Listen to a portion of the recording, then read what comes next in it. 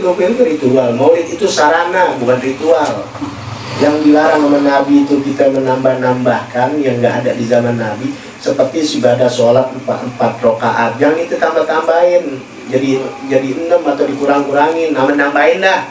Ibadah jangan ditambah-tambahin di zaman Nabi. Yang utuh, yang udah ketahuan, haji, zakat, puasa, sholat, rakaatnya, bacaannya. Udah jangan pakai itu lebih-lebihan yang Nabi ngajarin.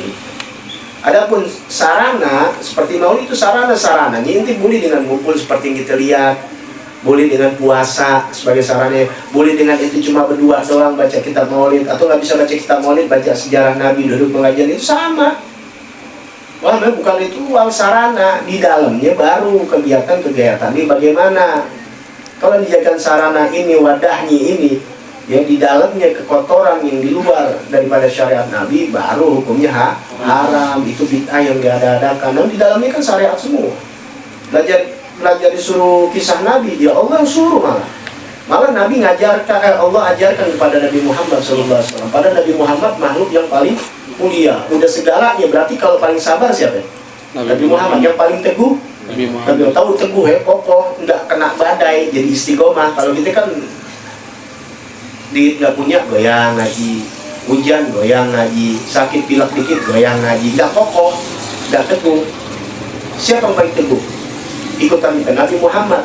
Nabi Muhammad yang paling teguh aja tuh diajarin tentang kisah-kisah Nabi supaya mengokohkan, meneguhkan hati Nabi. Padahal Nabi Muhammad yang paling kokoh. Paham nggak di sini? Ini sebenarnya tanbih buat kita. Kita mesti belajar dari kisah-kisah ini. Nabi Muhammad yang paling mulia aja belajar tentang kisah-kisah Nabi yang derajatnya di bawah Nabi Muhammad. Nah, kita siapa? Wajib mesti kita belajar supaya kita punya hati kokoh. Jangan baru 1 hari nggak punya duit ngerampok, baru 1 hari nggak makan berantem sama orang, berantem sama bini. Nabi Muhammad 3 hari nggak makan. Itu ngajarin kita supaya kita kokoh dengan belajar para nabi-nabi, terutama Nabi Muhammad. Apa Allah Ta'ala kata dalam Al-Quran, wa kullan naqussu 'alaika min anba'ir rusul.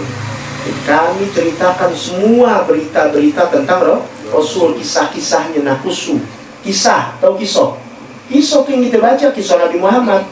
Kenapa? Karena Nabi kita dan paling afdol. Kalau dibacain dirawi dari Nabi Adam, kelarnya kapan? Cukup ngambil di Al-Quran, diterangin oleh Nabi, kita tahu. Siti Zulaikha, emang ada di Quran?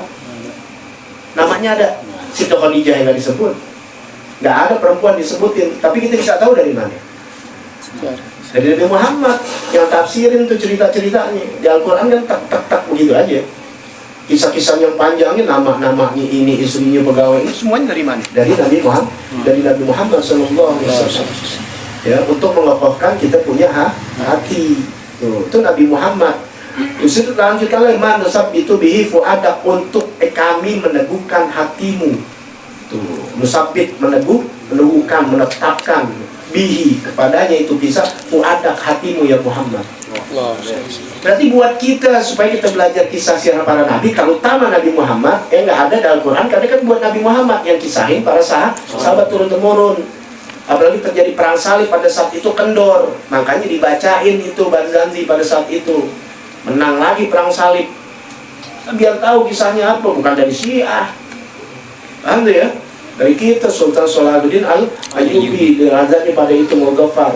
Ngajarin dulu, jangan main hantem-hantem dulu, sejarahnya dulu pelajarin. Ya, tapi Allah buka, habis ngomong yang macam-macam, ya Halloween lo doyan. Diam aja lo, mau Halloween.